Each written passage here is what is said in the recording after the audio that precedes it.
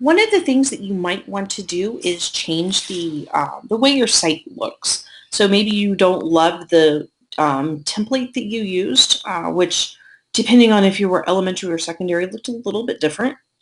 Usually it was kind of like the yellow bubbles on the white background, and that might just not fit what you want your classroom website to look like. Your website really should reflect who you are and maybe even what your interests and your passions are. So go ahead, feel like, please don't hesitate to change your background and make this site really reflect who you are. So one of the easiest ways you can turn this site into something that looks really amazing is to add a background image. So to do that, you're going to need to find a picture that is licensed either under the Creative Commons or it's in part of the public domain.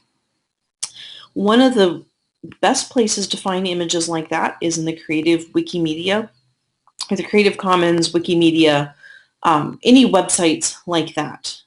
You can also go to Google, and let me just type in, I'm just going to look up baseball. So I know there's a lot of baseball fans at Gearing. And I'm going to look for images. And then I'm going to use even more search tools. And I'm going to look up the usage rights. By default, these are not filtered at all. But if I look for labeled for reuse, that means any of these images that come up are licensed to where you can reuse them. But let me show you something else, because I've seen this quite a bit, and this is going to get us into some legal trouble. If you look up, for example, something that's licensed under Disney. If you go to Search Tools, Usage Rights, Labeled for Reuse, you are not going to find a whole lot that you can use that's Disney. I would be very, very careful with anything, especially Disney, that you find.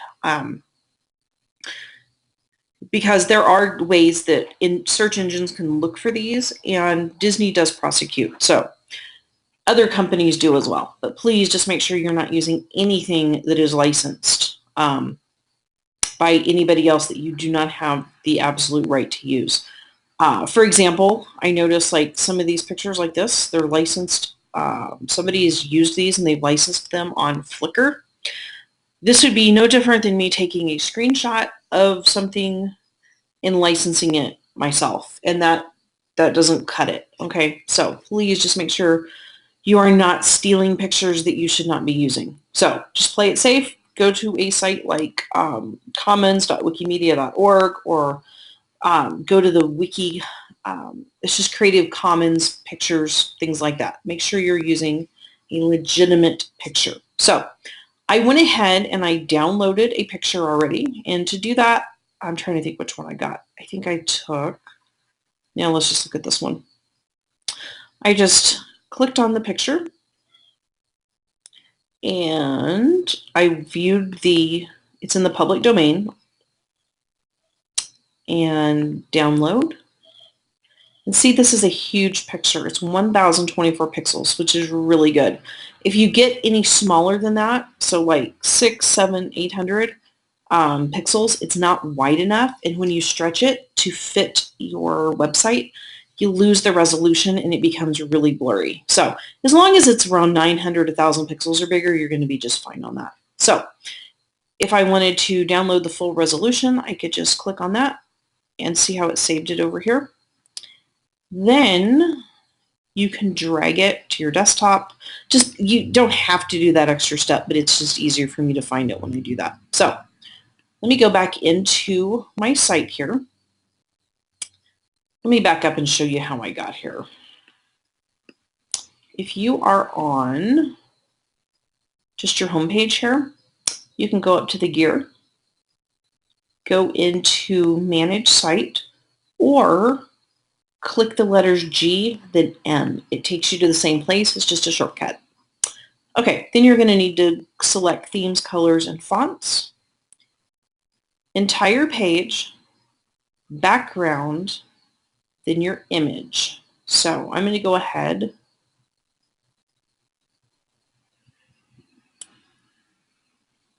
and I'm just going to select the same picture again just to walk you through it.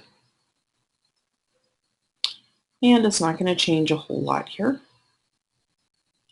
Then maybe I realize I want more of the, let me see, maybe I want to show more of the top of the picture. So more of the sky. I'm going to go ahead and see how that moved it. That branch isn't on there anymore. And I'm going to click Save. And let's go back and see what that looks like. There we go. That's it. Then the other thing that you can do, you can change the colors of your buttons here. And see these buttons, I had a different picture on here that had more of the green and lavender and pink on it. If I were to keep this image, I would probably want to change these. Instead of hovering over it and having it be lavender, I would probably change it to blue, just because that's kind of one of the main colors on here. And I'm not quite sure what to do about the pink. I'm not crazy about that, but just for example's sake, I have an extension on here called Pic Eyedropper. I'm going to click on that Pic Eyedropper, and it gives me this bullseye, or this crosshairs. And I'm going to go in. I really like this shade of blue kind of right here in the clouds. So I'm going to go ahead and click that, and that is its hex color. So I'm going to copy that hex color, and I'm going to go back into my site here. And I'm going to go into Themes, Colors, and Fonts. And I'm going to look at the horizontal navigation, because that's what that's called. And I'm going to look up for the background on the tab, I'm going to change it to this blue color. See how that changed that? Then when I come back in here, this blue matches the sky. It's the same exact color as that shade of blue wherever I grab that one little pixel from. But that's an extension that's really useful when you're building your website, because it allows you to pick colors that are exactly the same color as your background, some of the background colors that you're using.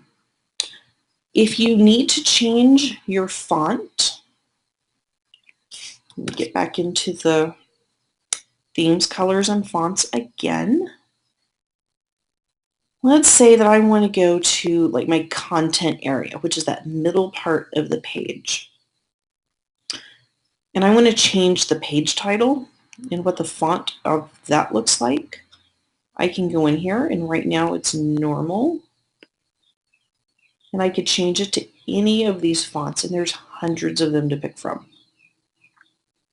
So that is how you can change up kind of that look and feel of your website. And if you have any questions about that, please do not hesitate to give me a call.